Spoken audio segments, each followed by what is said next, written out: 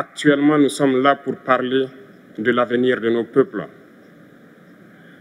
de ce qui va advenir demain, de ce monde libre auquel nous aspirons, de ce monde sans ingérence dans nos affaires internes.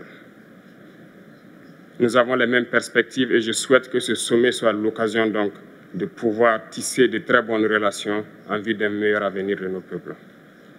Les questions que mes générations se posent sont les suivantes, si je peux me résumer.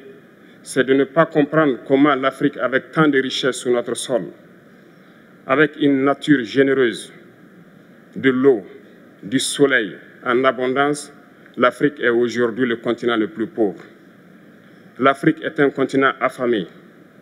Et comment se fait-il que les chefs d'État traversent donc le monde à mendier? Voici des questions que nous nous posons et que nous n'avons pas de réponse jusque-là. Nous avons l'occasion de tisser de nouvelles relations.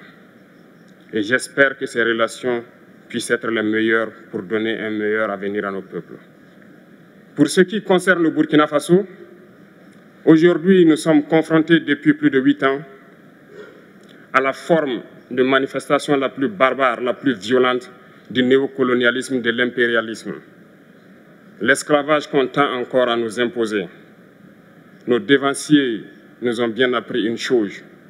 L'esclave qui n'est pas capable d'assumer sa révolte ne mérite pas que l'on s'apitoie sur son sort. Nous ne nous apitoyons pas sur nos sorts, on ne demande pas que quelqu'un s'apitoie sur notre sort. Le peuple burkinabé a décidé de lutter contre l'île terroriste en mesure de relancer son développement. Dans cette lutte, des vaillants peuples, des vaillantes populations se sont engagées à prendre les armes face au terrorisme, ceux que nous avons affectueusement appelés les VDP, des volontaires. Nous sommes surpris de voir les impérialistes traiter ces VDP de milices et de tout type. C'est décevant, parce qu'en Europe, lorsque des peuples prennent les armes pour défendre leur patrie, on les traite de patriotes. Nos grands-pères ont été déportés pour sauver l'Europe.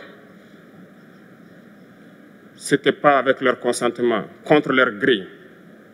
Et bien au retour, on se rappelle bien qu'à Tiaroy, lorsqu'ils ont voulu revendiquer leurs droits élémentaires, ils ont été massacrés. Cela ne fait rien donc. Lorsque nous, peuple, nous décidons de nous défendre, on nous traite de milices. Mais là n'est pas le problème. Ce qui est le problème, c'est de voir des chefs d'État africains qui n'apportent rien à ces peuples qui se battent, mais qui chantent la même chose que les impérialistes en nous traitant de milices, en nous traitant donc d'hommes qui ne respectent pas les droits de l'homme. De quels droits de l'homme parle-t-on? Nous nous offusquons contre cela et c'est honteux. Il faut que nous, chefs d'État africains, nous arrêtons de nous comporter donc en marionnettes qui dansent à chaque fois que les impérialistes tirent sur les ficelles. Hier, le président Vladimir Poutine a annoncé donc l'envoi de céréales en Afrique. Nous sommes bien contents. Nous lui disons merci pour cela. Mais aussi, c'est un message passé à nous, chefs d'État africains, parce qu'au prochain forum, nous ne devrons pas venir ici sans avoir assuré, pour ceux qui ne connaissent pas la guerre, l'autosuffisance alimentaire de nos peuples. Nous devons prendre l'expérience de ceux qui ont pu déjà atteindre cela en Afrique, tisser de bonnes relations ici et tisser de meilleures relations avec la Fédération de Russie pour pouvoir assouvir les besoins de nos populations. FH News, votre télévision.